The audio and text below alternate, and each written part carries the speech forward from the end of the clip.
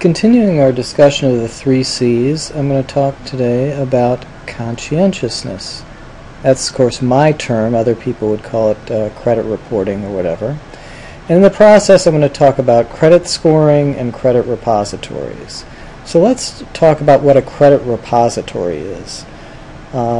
Basically, think of it as a big database, and into that database goes everything from your Sears card, that is, your credit card with Sears, to your Visa, your MasterCard, your American Express, your any past mortgages that you have, what's known as public records, things like being arrested or having civil judgments against you. Certainly, so your name and your address, including your address history, you'll have your social security number. I mean, these people know everything. All of that goes into this database. And a lot of the challenges of maintaining that database are kind of keeping it up to date, because when you move, you don't go to the credit repositories. By the way, there are 3 main credit repositories. Their names changed. I think it's currently Equifax, TransUnion, and Experian, but don't hold me to that. So anyway, you don't personally send any information directly to these 3. It's all third-party information about you that goes there. And one of their challenges is to sort of keep it up to date. If there's a John Smith, how do you keep one John Smith separate from another John Smith? And there's a real well-developed, well, it doesn't work perfectly, but certainly they work very hard at it, system for keeping people straight and sort of connecting all these different pieces of data into a single thing. And then they produce a credit report, which used to be pretty hard to read. So I won't throw an example out there, but you would get a credit report which kind of lists all this information in kind of a weird way, and then they also summarize it. This is a phenomenon that's more or less a little bit more recent, maybe in the more last 25 years. A credit score, which is a kind of an index of the quality of your, an index that sort of measures your likelihood of repaying a loan.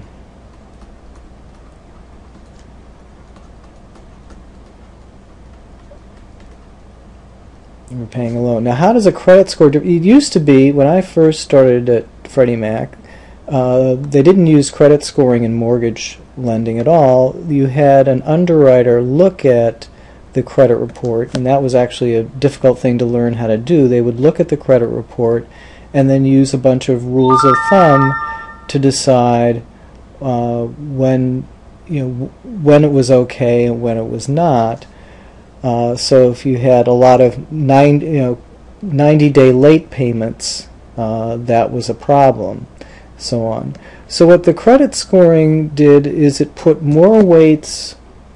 First of all, it looked at it empirically, what predicts default, and it turned out that they put more weight on some variables. The most interesting variable is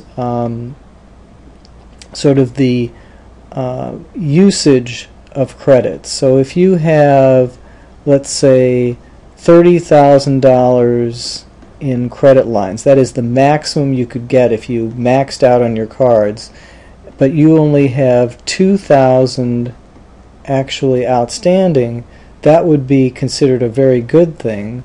Whereas if you had the 30,000 outstanding and you were using 29,000, out of your maximum of 30,000, that's a really bad sign, and that's something that human underwriters never looked at. Another thing that human underwriters never looked at is recent inquiries.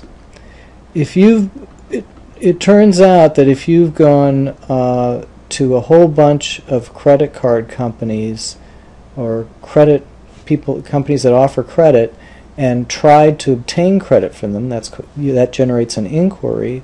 If you have a lot of them, that's a sign that you're in trouble, that you're kind of desperate.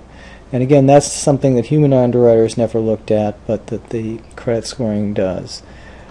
They give less weight to other things. One of the things they give less weight to is what in the mortgage industry used to be known as cry letters. That is, you're 60 days late on a payment, and you send to the mortgage company an explanation of why you were 60 days late on the payment. It's called a cry letter because you're crying about what happened to you that was so unfair that you really shouldn't have been 60 days late or whatever. And it turns out that the quality of a cry letter really doesn't make a whole lot of difference in terms of the person's actual likelihood to repay the next loan. So they get less weight in credit scoring. In fact, they don't get any weight. So that's credit scoring.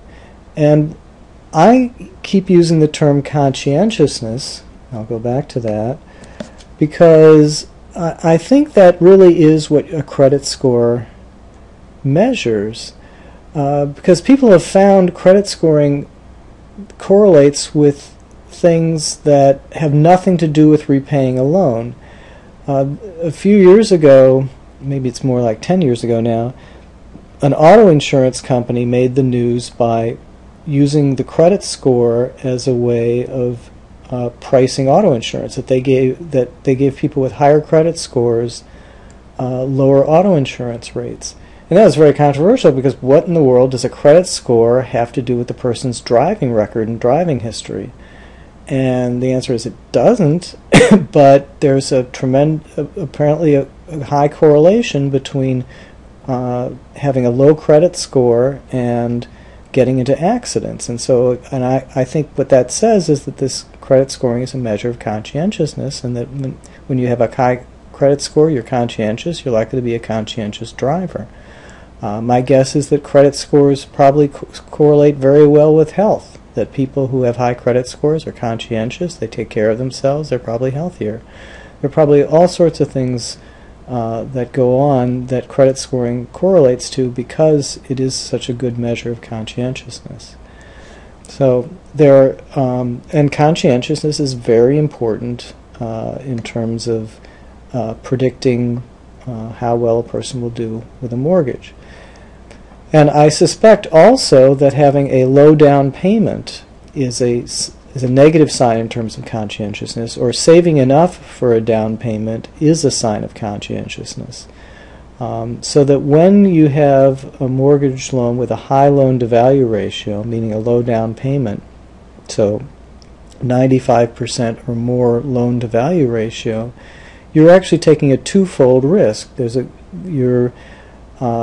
You don't have as much collateral value. A smaller decline in house prices would put you at risk for taking a loss. And also, with a high loan-to-value ratio, there's less chance that you've got a conscientious borrower, because people who are conscientious are more likely to be able to save more for a down payment. They have that ability to defer gratification, and they have this sense that they don't want to get too deeply in debt. So in addition to the credit score being a measure of conscientiousness, you can also take the loan-to-value ratio as kind of an inverse measure of conscientiousness. When the loan-to-value ratio is low, you've got a fairly conscientious borrower, and when the loan-to-value ratio is high, you've got to worry that you might not have a conscientious borrower.